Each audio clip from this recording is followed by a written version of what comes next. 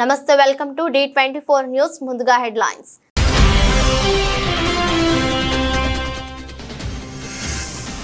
విద్యుత్ శాఖపై ముఖ్యమంత్రి రేవంత్ రెడ్డి సమీక్ష హాజరైన ఉప ముఖ్యమంత్రి బట్టి విక్రమార్క సింగరేణి సీఎం డి బలరాం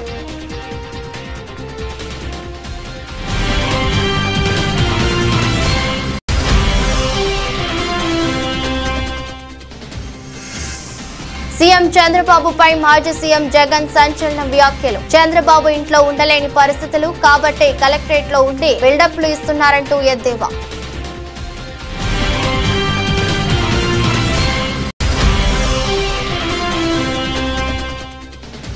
తెలంగాణ ఉద్యమకారుడు జాన్ వెస్లీ కుటుంబాన్ని పరామర్శించిన ఎమ్మెల్యే హరీష్ రావు తెలంగాణ ఉద్యమంలో చురుగ్గా పాల్గొన్న ఉద్యమకారుడు వెస్లీ అంటూ ప్రశంస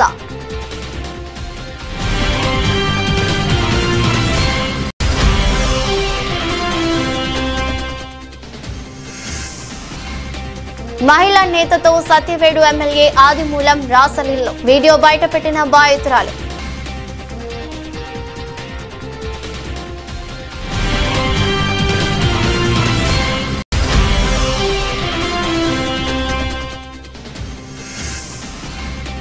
స్వర్ణంతో చరిత్ర సృష్టించిన హర్విందర్ సింగ్ భారత్ ఖాతాలో 24 మెడల్స్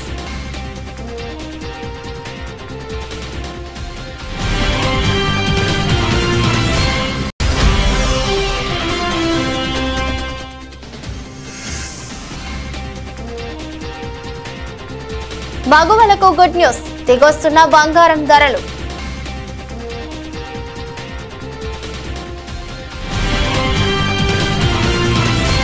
రాష్ట్రంలో ఒక్క నిమిషం కూడా కరెంటు పోకుండా చూడాలని సీఎం రేవంత్ రెడ్డి ఆదేశించారు విద్యుత్ సరఫరాలో అంతరాయాలు ఉండకూడదన్నారు తెలంగాణ ఒక బిజినెస్ హబ్ గా మారనుందని భవిష్యత్తు అవసరాలకు అనుగుణంగా విద్యుత్ అందుబాటులో ఉండేలా చూడాలని స్పష్టం చేశారు ఇందుకోసం ఐటీ పరిశ్రమల శాఖలతో సమన్వయం చేసుకుని కార్యాచరణ ప్రణాళికలను సిద్ధం చేసుకోవాలని నిర్దేశించారు బుధవారం ఆయన తన నివాసంలో విద్యుత్ శాఖపై సమీక్ష నిర్వహించారు ఈ సమీక్షలో ఉప ముఖ్యమంత్రి బట్టి విక్రమార్క ఇంధన శాఖ కార్యదర్శి రొనాల్డ్ రాస్ డిస్కంల సీఎండీలో Musharraf Ali Sharukhi Karnati Varun Reddy Singareni CMD N Balaram Transco JMD C Srinivas పాల్గొన్నారు ఈ సందర్భంగా సీఎం రేవంత్ రెడ్డి మాట్లాడుతూ రాష్ట్రంలో సౌర విద్యుత్ వినియోగం పెరిగేలా చర్యలు చేపట్టాలని డిమాండ్ కు అనుగుణంగా విద్యుత్ ఉత్పత్తి చేయడానికి అవసరమైన చర్యలు చేపట్టాలని ఆదేశించారు వివిధ శాఖల పరిధిలో వినియోగంలో లేని భూముల్లో సోలార్ ప్లాంట్లు ఏర్పాటు చేయాలన్నారు అటవీ భూముల్లో కూడా సోలార్ యూనిట్లు పెట్టాలని సూచించారు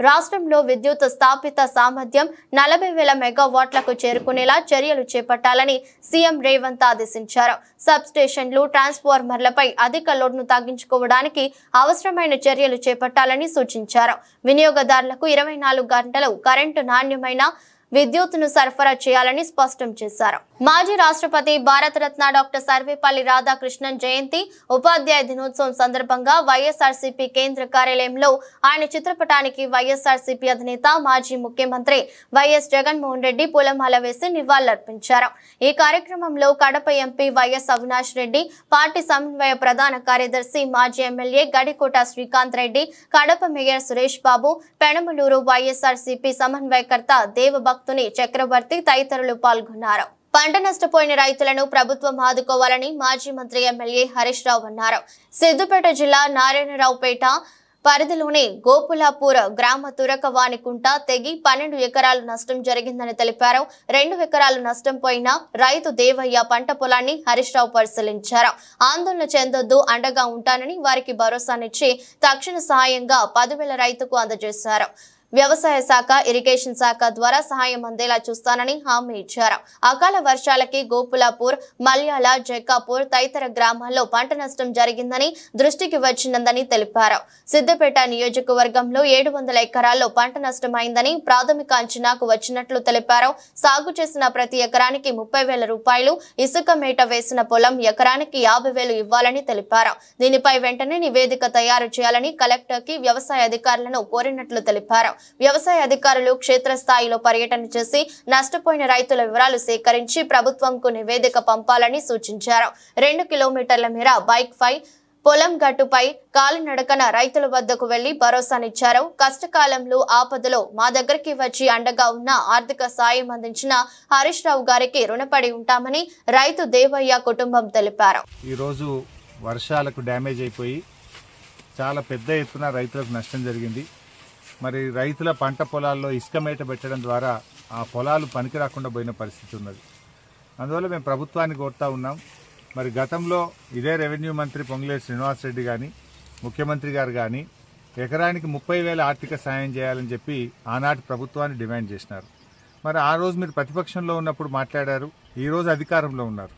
దయచేసి ఈ రైతుల్ని కాపాడడానికి ఎకరానికి 30,000 రూపాయల ఆర్థిక సహాయం అందించాలని ప్రభుత్వాన్ని మేము డిమాండ్ చేస్తూ ఉన్నాం. ఎందుకంటే రైతులు ఎంతో కష్టపడి దాదాపు ఇప్పటికే 20-30 పెట్టుబడి పెట్టారు. వాళ్ళు 20-30 నాట్ల కోసం కానీ దుక్కి దున్నడానికి కానీ ఎరువుల కోసం కానీ కలుపు తీయడానికి కానీ 20-30 పెట్టుబడి అయింది. ఇప్పుడు ఆ ఇసుక మేట తీయాలంటే దాదాపు ఎకరానికి 50,000 రూపాయలు ఖర్చు అవుతుంది.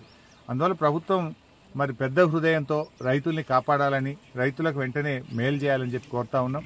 ముఖ్యంగా ఈరోజు రాష్ట్ర వ్యాప్తంగా కూడా ముఖ్యంగా సిద్దిపేట నియోజకవర్గంలో కూడా చాలా R&B రోడ్లు తెగిపోయినాయి, పంచాయతీరాజ్ రోడ్లు తెగిపోయినాయి, చెరువులు కుంటలు కూడా కొన్ని దెబ్బతిన్నాయి.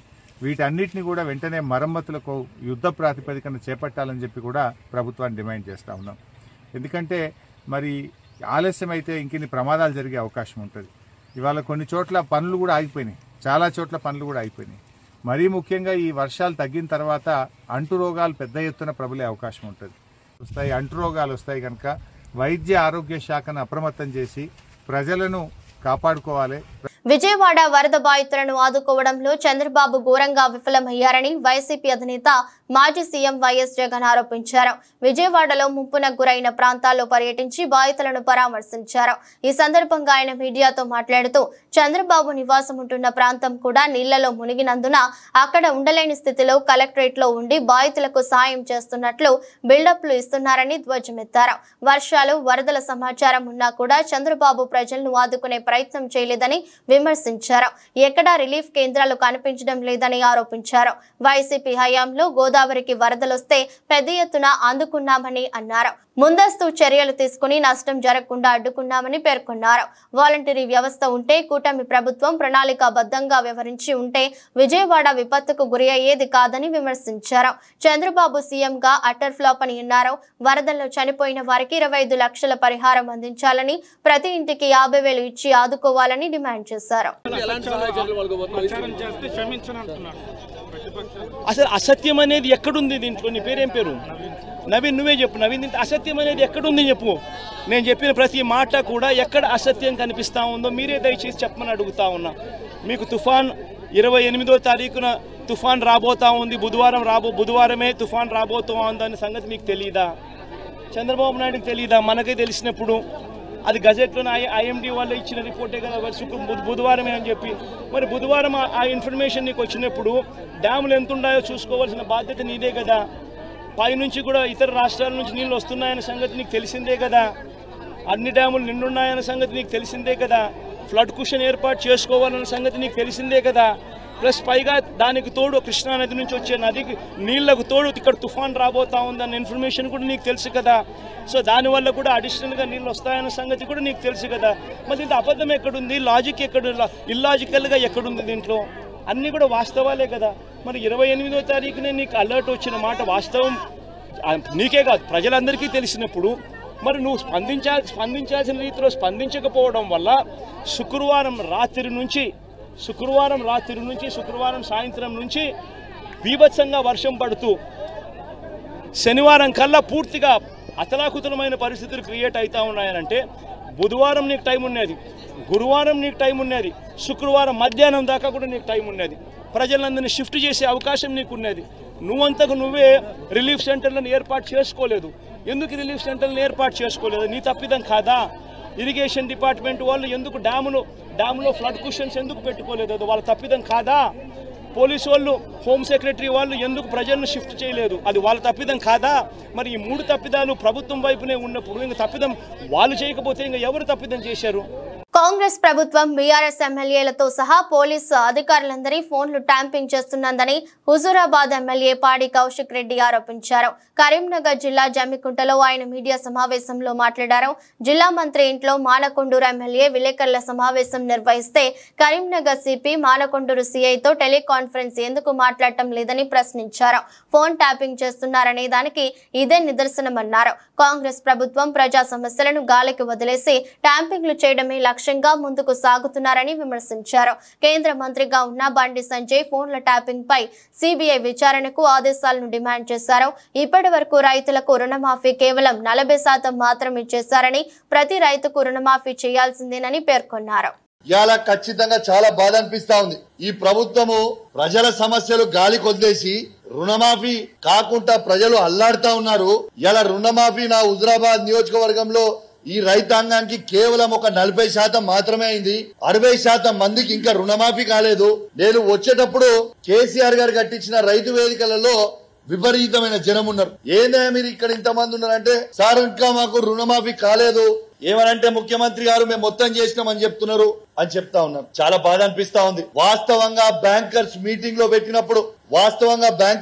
పెట్టినప్పుడు ముఖ్యమంత్రి గారికి 49,000 కోట్ల రైతు రుణమాఫీ చేయాలని ఆ రోజు బ్యాంకర్లు మొత్తం చెప్పిర్రు. దాన్ని కటింగ్ చేసి 40,000 కోట్లని పార్లమెంట్ ఎలక్షన్లలో అసెంబ్లీ ఎలక్షన్లలో చెప్పిండ్రు. మళ్ళా అది అయిపోయిన తర్వాత 31,000 కోట్లు అని చెప్పిర్రు. మళ్ళా బడ్జెట్ లో పెట్టింది 26,000 కోట్లు.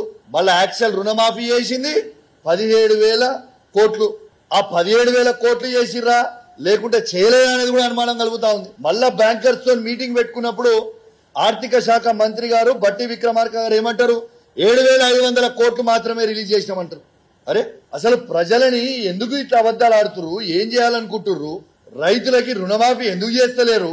మీ మాటనే కదా, మీరు చెప్పిందే కదా, ఏకకాలంలో రుణమాఫీ చేస్తామని చెప్పింది మీరే కదా. మరి ఇవాళ దాకా మీరు రుణమాఫీ ఎందుకు చేయలేదు? దీని మీద పట్టించుకోమంటే రుణమాఫీ కాలేదురా బాబు అని రైతులు మొత్తం తిరుగుతా ఉంటే అందరూ వాళ్ళ పేపర్లు జిరాక్సులు తీసుకుపోయి ఏలను కలిసి ఇబ్బంది పడతా ఉంటే వీళ్ళు చేసే పని ఏంటిదే? వీళ్ళకి రుణమాఫీ చేసే మీద శ్రద్ధ లేదు. సిపి గారు ఫోన్ ట్యాపింగ్ చేయాలి, ఎమ్మెల్యేల ఫోన్ ట్యాపింగ్ చేయాలి, ఎమ్మెల్సీల ఫోన్ ట్యాపింగ్ చేయాలి, ఎంపీల ఫోన్ ట్యాపింగ్లు చేయాలి, సిఐల ఫోన్ ట్యాపింగ్ చేయాలి, ఏసీపీల ఫోన్ ట్యాపింగ్ చేయాలి, ఎంఆర్ఓల ఫోన్ ట్యాపింగ్ చేయాలి. ఇది మీరు చేసే పని. స్వయంగా మీ శాసనసభ్యుడే చెప్తుంటే ఒక మంత్రి గారి ఇంట్లో కూర్చొని ఇంట్లో నిలుసోని మీరు చెప్పుతుంటే ప్రజలకి మీరు ఏం మెసేజ్ పంపుతున్నారు? మీరు ఇద్దరు పోయి ముఖ్యమంత్రి గారిని కలుస్తారని చెప్పి నిన్న శాసనసభ్యులు ఏమని చెప్తారు? మేము ట్యాపింగ్ చేసినాం ఫోన్ అని చెప్తారా? ఏం చెప్తారు? You please answer. సిద్దిపేట జిల్లా కేంద్రంలోని ఎన్జీఓ భవన్ లో పబ్లిక్ సర్వెంట్ వెల్ఫేర్ అసోసియేషన్ ఆధ్వర్యంలో ఉత్తమ ఉపాధ్యాయులకు సన్మాన కార్యక్రమం నిర్వహించారు. కార్యక్రమంలో మాజీ మంత్రి స్థానిక ఎమ్మెల్యే తన్నీరు హరీష్ రావు పాల్గొని ఉత్తమ ఉపాధ్యాయులకు సన్మానం చేశారు. ఈ సందర్భంగా మాజీ మంత్రి హరీష్ రావు మాట్లాడుతూ గురు పూజోత్సవం సందర్భంగా ప్రతి ఉపాధ్యాయులకు శుభాకాంక్షలు తెలిపారు. సమాజంలో గురువు పాత్ర చాలా ప్రాముఖ్యమని కొనియాడారు.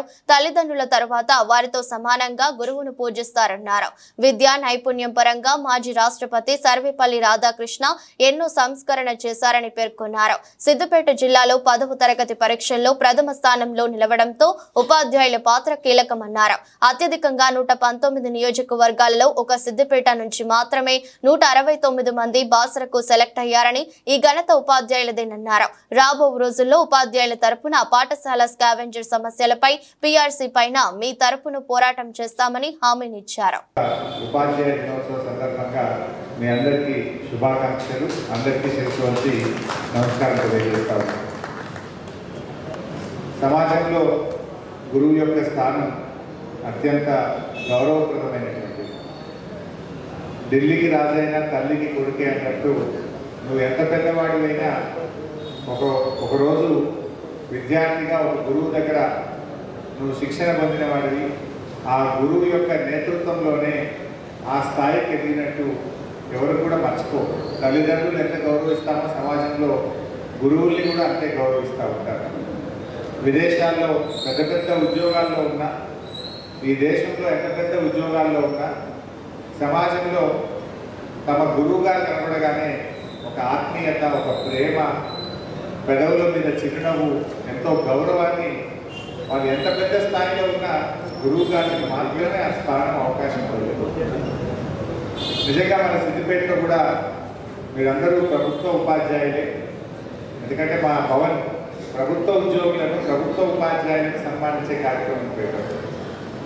భవన్ యొక్క ఉద్దేశం ఏంటంటే ప్రభుత్వంలో బాగా పనిచేసే వాళ్ళను ప్రోత్సహించాలి, భుజం తట్టాలి. వాళ్ళ వెన్ను తట్టే ఇంకా ప్రభుత్వంలో పేద విద్యార్థులు చదువుతారు, బలహీన వర్గాలు, దళిత గిరిజన వర్గాల పిల్లలు ఉంటారు. అటువంటి పిల్లలకు మంచి చదువు చెప్పి మీరు చదివిస్తున్నారు కనుక మిమ్మల్ని గౌరవించడం ద్వారా. మంగళగిరిలోని టీడీపీ ప్రధాన కార్యాలయంపై దాడి కేసులో వైసీపీ నేత బాపట్ల మాజీ ఎంపీ నందిగం సురేష్ ను పోలీసులు అదుపులోకి తీసుకున్నారు. హైదరాబాద్ లో ఉన్న ఆయనను అరెస్ట్ చేసి ఏపీకి తరలిస్తున్నట్లు సమాచారం. కాగా ఈ కేసులో ముందస్తు బెయిల్ కోసం సురేష్ దాఖలు చేసిన పిటిషన్ ను హైకోర్టు కొట్టివేసిన విషయం తెలిసిందే. దీంతో తుళ్లూరు పోలీసులు సురేష్ ను అరెస్ట్ చేసేందుకు ఉద్దండ రాయనపాలెంలోని ఆయన నివాసానికి వెళ్లారు. అయితే అరెస్టుపై సమాచారంతో ఆయన తన ఫోన్ స్విచ్ ఆఫ్ చేసి అజ్ఞాతంలోకి వెళ్లిపోయారు. దాంతో పోలీసులు కొంతసేపటి వరకు వేచి చూసి అక్కడి నుంచి వచ్చేశారు. ఆ తర్వాత సెల్ ఫోన్ సిగ్నల్స్ ఆధారంగా సురేష్ బుధవారం ఉదయం నుంచి ఎక్కడ ఉన్నారో పోలీసులు విచారణ చేపట్టారు. దాంతో పోలీసులకు ఆయన హైదరాబాద్ నుంచి పారిపోయేందుకు ప్రయత్నిస్తున్నట్లు తెలిసింది.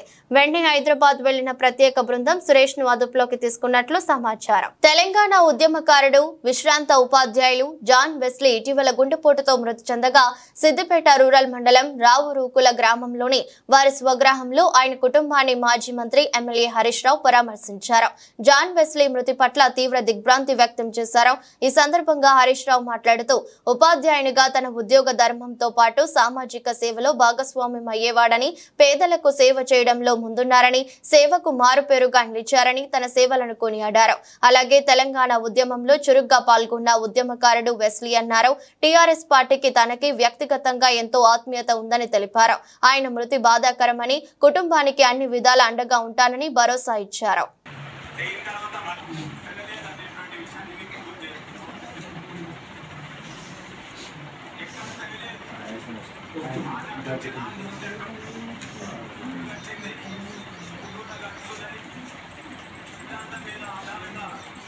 కాకినాడ జిల్లా ప్రతిపాడు నియోజకవర్గం ఏలేశ్వరం నగర పంచాయతీ బాలాజీ చౌక్ సెంటర్ లో మార్స్ కంప్యూటర్ అడప దుర్గారావు ఆధ్వర్యంలో మట్టి వినాయక ప్రతిమలు పంపిణీ కార్యక్రమం చేపట్టారు. ఈ కార్యక్రమానికి ముఖ్య అతిథులుగా sub inspector Ramalingeswararao, degree college అధ్యాపకులు ప్రయాగమూర్తి ముఖ్య అతిథులుగా హాజరయ్యారు. ఈ సందర్భంగా వినాయక మట్టి ప్రతిమలు ఎస్ఐఎన్ రామలింగేశ్వరరావు చేతుల మీదుగా పంపిణీ చేపట్టారు. ఈ సందర్భంగా మీడియాతో మాట్లాడుతూ ముందుగా వినాయక చవితి శుభాకాంక్షలు తెలియజేస్తారు. గత 12 సంవత్సరాలుగా మార్స్ కంప్యూటర్స్ అధినేత అడప దుర్గారావు ఉచితంగా మట్టి వినాయక ప్రతిమలు పంపిణీ చేస్తూ పర్యావరణ పరిరక్షణ దిశగా పాటుపడుతున్న దుర్గారావు అభినందించారు. ముందుగా మొత్తం ఏలేశ్వరం పట్ట ప్రజలందరికీ కూడా రాబోయే వినాయక చవితి శుభాకాంక్షలు తెలుపుకుంటున్నాం. మా పోలీస్ శాఖ తరఫున మా ఎస్పీ గారి ఆధ్వర్యంలో,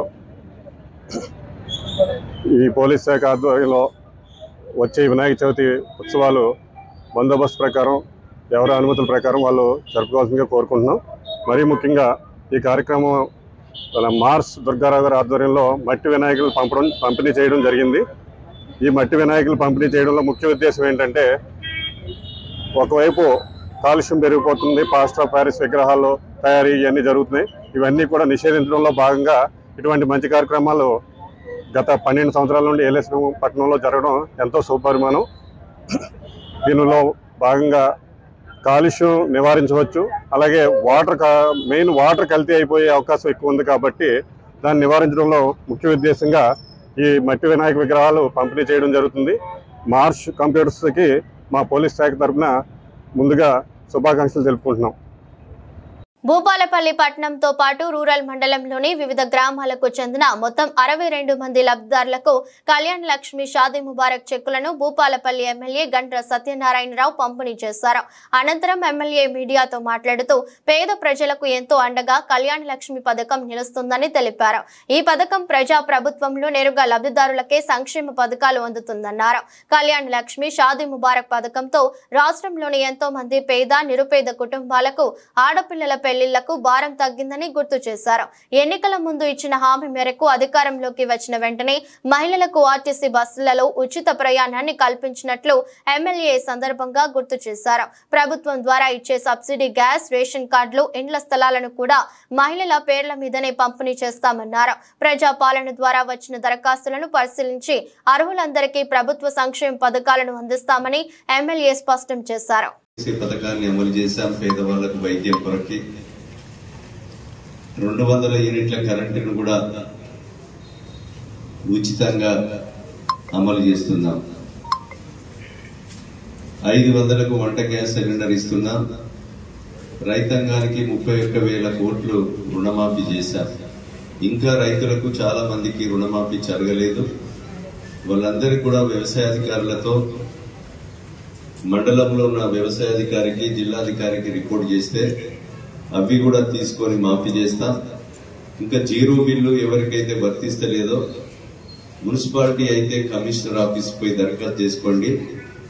మండల పరిషత్ ఆఫీస్ అయితే రూరల్ మండలాల్లో అయితే రూరల్ మండల ఎంపీడీ ఆఫీస్ పోయి నమోదు చేసుకుంటే అవి వాటికి కూడా వర్తించే విధంగా ఈ ప్రభుత్వం వెసులుబాటు కల్పించింది.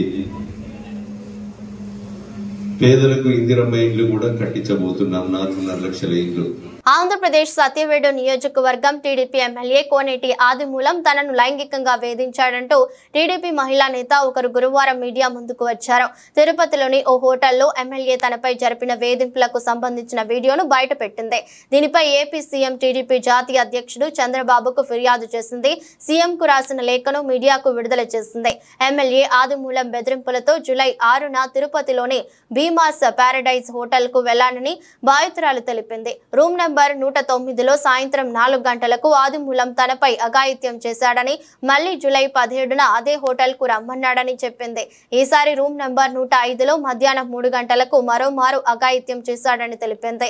ఆ తర్వాత అర్ధరాత్రి, అపరాత్రి అని చూడకుండా ఎమ్మెల్యే తనకు ఫోన్ చేయడం మొదలు పెట్టాడని బాధితురాలు పేర్కొంది. ఈ ఫోన్ కాల్స్ పై తన భర్త నిలదీయడంతో జరిగిన విషయాన్ని బయట పెట్టానని తెలిపింది. ఎమ్మెల్యే అయిన తర్వాత భీమాస్ ప్యారడైస్ తిరుపతికి రావాలని చెప్పి కోరగా, నేను ఎమ్మెల్యే గారు ఏదో అర్జెంటుగా రమ్మంటా ఉన్నాడని చెప్పి నేను కార్ బుక్ చేసుకొని అక్కడికి వెళ్ళడం జరిగింది. రూమ్ నెంబర్ 109 జూలై 6వ తారీఖు రోజు నేను అక్కడికి వెళ్ళడం జరిగింది. అక్కడ ఎవరూ లేదు, ప్రశాంతంగా ఉండింది. ఎమ్మెల్యే గారు మాత్రమే రూమ్లో ఉన్నారు. నేను వెంటనే రూమ్లోకి వెళ్ళడం నా పైన బలాత్కారానికి పాల్పడిన తర్వాత నేను అతనికి లొంగిపోవడం జరిగిన తర్వాత ఈ విషయం ఎక్కడైనా బయట చెప్పావంటే నేను చంపేస్తాను, నీ కుటుంబాన్ని చంపేస్తాను అని చెప్పి బెదిరించడం జరిగింది.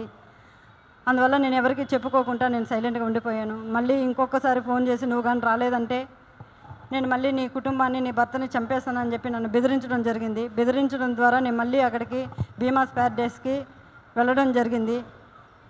వెళ్ళిన తర్వాత నేను పూర్తిగా ఆయన్ని అవాయిడ్ చేస్తూ వచ్చాను.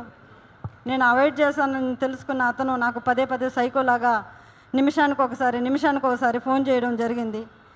అది గుర్తించిన నా భర్త, ఎమ్మెల్యే నీకు ఎందుకైతే ఇన్నిసార్లు కాల్ చేస్తున్నాడని చెప్పి నా మొబైల్ ఇంచేసి నన్ను కొట్టడం, నన్ను బెదిరించడం చాలా చేశాడు. చేసిన తర్వాత నేను ఆ బాధను భరించలేకుండా నాకు జరిగిన బాధని నేను ఆయనతో వివరించినప్పుడు నా భర్త, ఇలానే నీకే జరిగిందా, చాలామందికి జరిగిందా అన్నప్పుడు చాలా మహిళలు, గవర్నమెంట్ ఎంప్లాయీస్ కూడా ఉన్నారు ఇందులో, మహిళలు చాలామంది బలైపోతున్నారు చెప్పినప్పుడు ఆయన సూచించాడు నన్ను, ఈ చాలామంది మహిళల్ని కాపాడుకొని మనం బ్రతకాలి, మనం కాపాడుకోవాలని చెప్పి ఆయన నాకు ఒక పెన్ కెమెరాని అరేంజ్ చేసి ఇవ్వడం జరిగిన తర్వాత ఆగస్టు 10వ తారీఖు భీమాస్ ప్యారడైస్కు 1:30 వెళ్ళడం జరిగింది.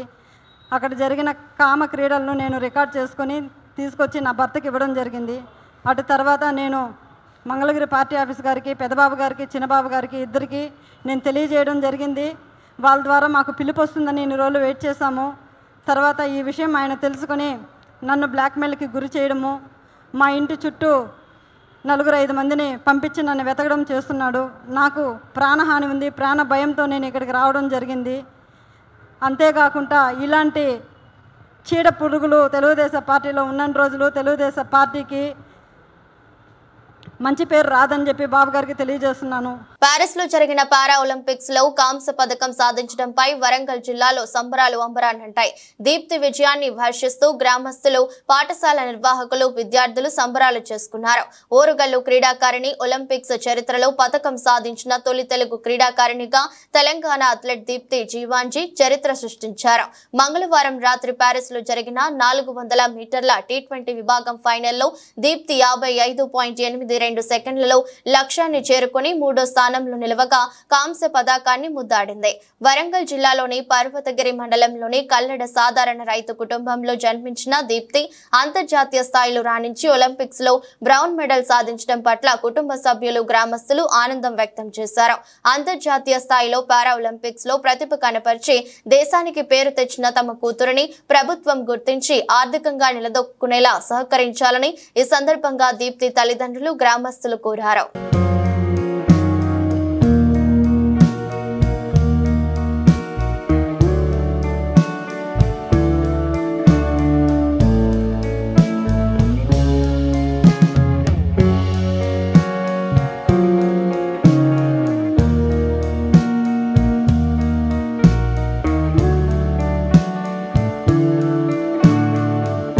$12 లక్షల విలువ చేసే నాన్ డ్యూటీ పెయిడ్ లిక్కర్ ను ఎక్సైజ్ అధికారులు శంషాబాద్ ఎయిర్పోర్ట్ లో పట్టుకున్నారు. 12 లక్షల విలువ చేసే 415 మద్యం బాటిళ్లను సీజ్ చేశారు. మొత్తంగా 12 మందిపై కేసు నమోదు చేశారు.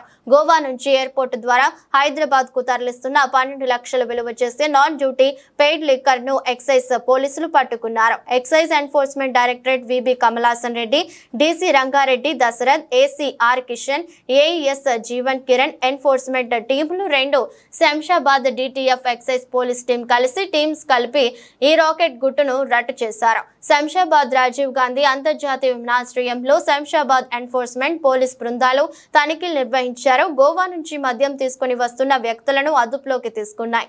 వారి నుంచి 415 బాటిళ్లను పట్టుకున్నారు.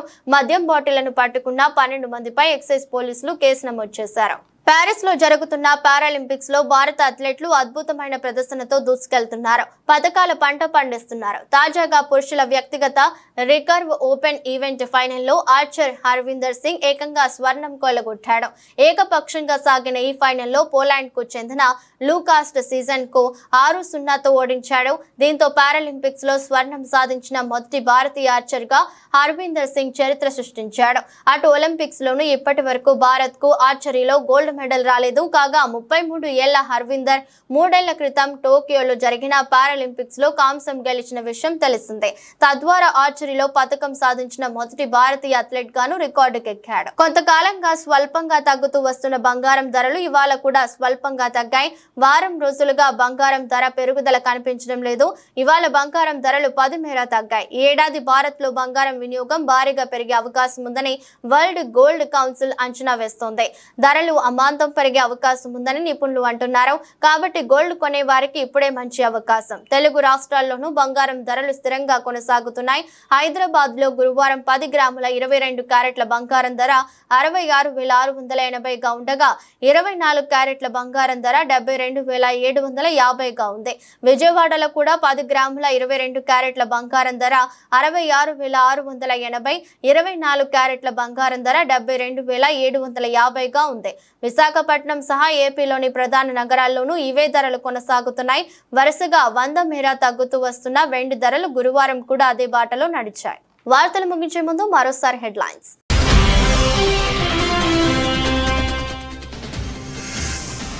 విద్యుత్ శాఖపై ముఖ్యమంత్రి రేవంత్ రెడ్డి సమీక్ష. హాజరైన ఉప ముఖ్యమంత్రి బట్టి విక్రమార్క, సింగరేణి సీఎం డి బలరాం.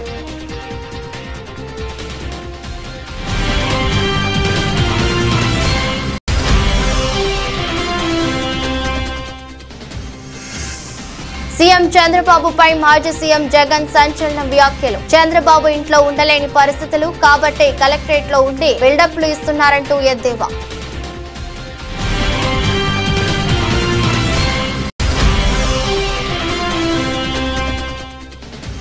తెలంగాణ ఉద్యమకారుడు జాన్ వెస్లీ కుటుంబాన్ని పరామర్శించిన ఎమ్మెల్యే హరీష్ రావు. తెలంగాణ ఉద్యమంలో చురుగ్గా పాల్గొన్న ఉద్యమకారుడు వెస్లీ అంటూ ప్రశంస.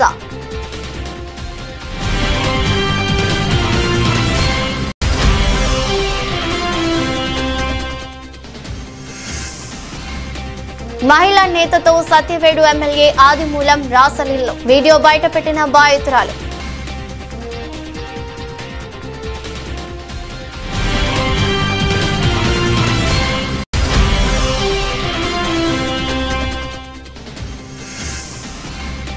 స్వర్ణంతో చరిత్ర సృష్టించిన హర్విందర్ సింగ్, భారత్ ఖాతాలో 24 మెడల్స్.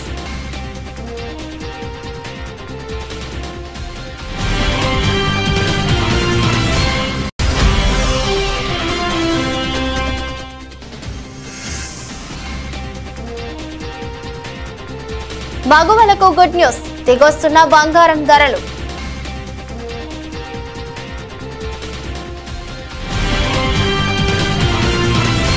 ఇదరస్ట్ బులెటిన్ మరో బులెటిన్లో మళ్ళీ కలుద్దాం. అంతవరకు సెలవు, నమస్కారం.